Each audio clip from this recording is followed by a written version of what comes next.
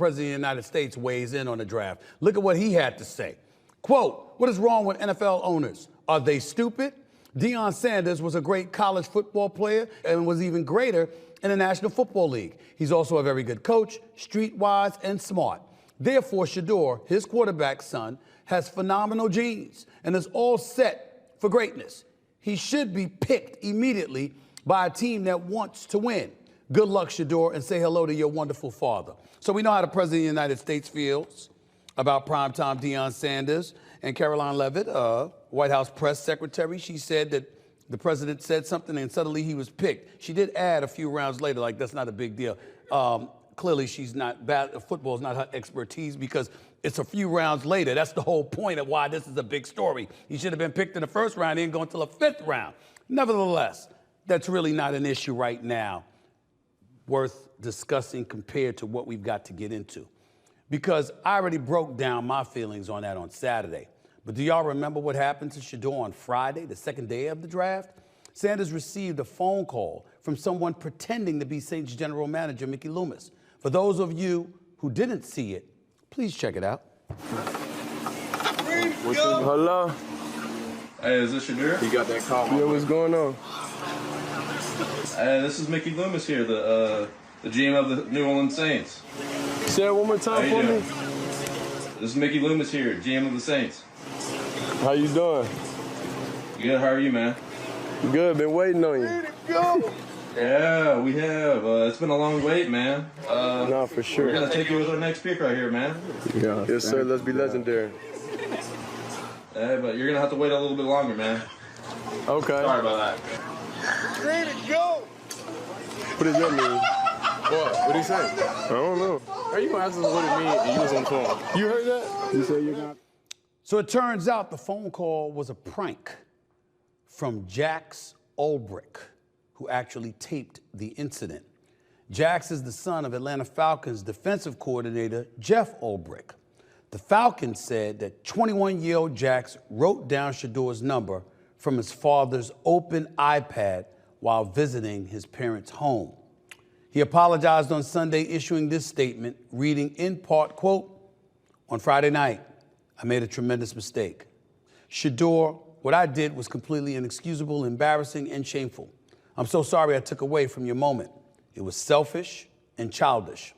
I could never imagine getting ready to celebrate one of the greatest moments of your life, and I made a terrible mistake and messed with that moment. Thank you for accepting my call early today. I hope you can find it in your heart to forgive me," end quote. As for the Falcons, they issued their own statement saying in part, quote, "The Atlanta Falcons do not condone this behavior and send our sincere apologies to Shedeur Sanders and his family, who we have been in contact with to apologize to, as well as facilitate an apology directly from Jax to the Sanders family," end quote.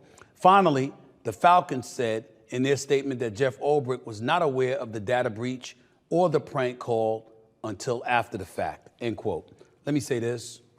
I completely believe Jeff Ulbrich. I think grown adults wouldn't do such a thing. There's no evidence to the contrary to say or incriminate him in any way. And I can't imagine how appalled he was. The first thought that came to my mind is, did Jax Ulbrich get his ass whipped? Because that's exactly what he deserved. He deserved an ass whipping.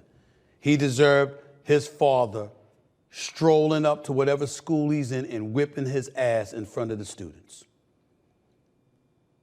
Now, obviously, he's 21 years of age, so he's a young man. Maybe knocking him upside the head, that would have been better.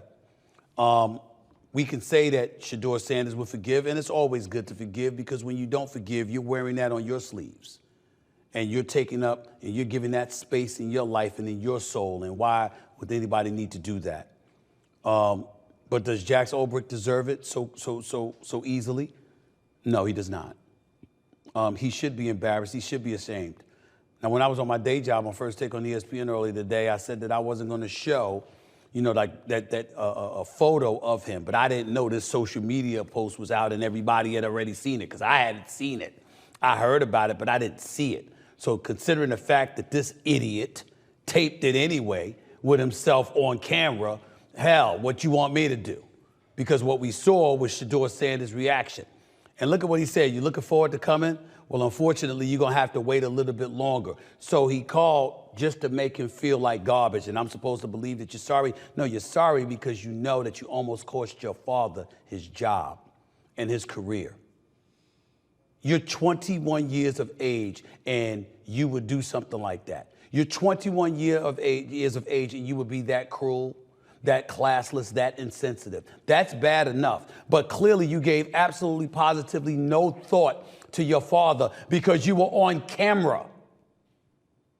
It wasn't like it was just a phone call and they got to find a phone call. They could actually see your dumb ass. You actually did that and put your father and his name on Front Street. You almost got him fired. Luckily, he's been associated with the NFL long enough as a player and a coach for people to know his character and his integrity that he wouldn't do something like that. So it was believed, and that way he's able to move forward. But you almost cost your father his career. How stupid can you be? Outside of classless, in other words that I don't feel like calling you right now. There are certain times where people deserve to get their ass kicked, and this was one of them. Now let me get to Shedeur Sanders, because I'm going to reiterate my point about this. Ladies and gentlemen, everybody's missing the picture. I've seen a bunch of people coming at me talking about, well, you know what? He wasn't that good. 37 touchdowns, 10 interceptions, over 4,100 yards passing. You want to act like the brother couldn't ball? Okay, fine. We all know he could ball. He was projected potentially to be the number 1 pick. Then when it was clear that Cam Ward was going to be number 1, you wondered whether he was going to go at number 3. Before the Raiders acquired Geno Smith, you wondered whether he was going to go to 6. Then the New Orleans Saints definitely was interested at 9 because Derek Carr hurt his shoulder. Pittsburgh Steelers with Mason Rudolph and Skylar Thompson in their quarterback room clearly were interested in him. The Rams, looking for a successor to Matthew Stafford, was interested in him. So you can say what you want, but a worst case scenario has Shedeur Sanders possibly dropping out of the first round, a la Jalen Hurts, or being the last pick of the first round, a la Lamar Jackson. The Giants, when they moved up in the draft to acquire a quarterback, they picked Jackson Dart out of Ole Miss. Don't know why. The Browns picked Dylan Gabriel, who was a Heisman Trophy finalist, by the way, and can ball, but at 5'11", considering his arm strength and everything else, he wasn't considered in the same class as Shedeur Sanders. Some dude named Tyler Sook got picked ahead of Shedeur Sanders. Y'all don't have a problem with that? The most important position in the National Football League is the quarterback position. A projected first-round pick falling to the 5th round is not something we have ever seen for somebody who wasn't coming off a devastating injury or had a checkered pass or didn't have a checkered pass off the field. Those are the only kinds of folks that drop that precipitously. Neither applies to Shedeur Sanders. He has no checkered